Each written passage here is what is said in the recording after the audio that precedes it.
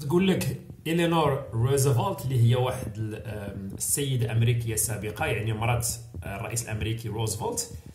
تقول لك خص الإنسان يتعلم من الأخطاء ديال الناس اللي سبقوه، لأن ما غيعيش بما فيه الكفاية أنه يرتكب كاع هذوك الأخطاء براسو. يعني تقول لك learn from the mistakes of others. You can't live long enough to make them all yourself. يعني دائما حاول تستفد من الأخطاء ديال الناس اللي قبل منك.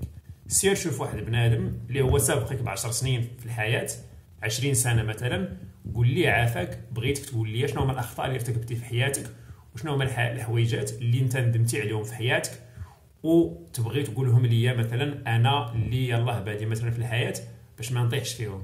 هنا كتوفر على راسك 10 سنين، 20 عام، 15 عام ديال الوقت، لأن الوقت راه ما كيرجعش. النهار، العام، الشهر اللي مشى ما كيرجعش، ما عمرك غادي ترجعو.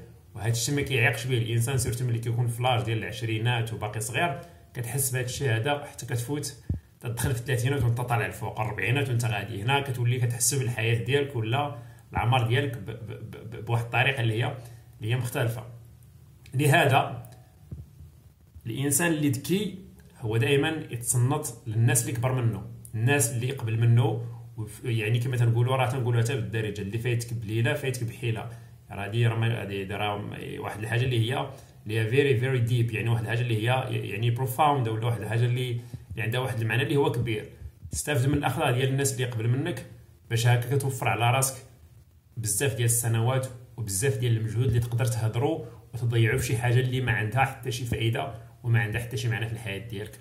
واحد الانسان داز من واحد الطريق ضيع فيها سنوات وجهد ووقت، وفي الاخر وصل لواحد الكونكلوجن ولا واحد الخاتمه ولا واحد الفكره انه هذيك الطريق ما مخرجاش.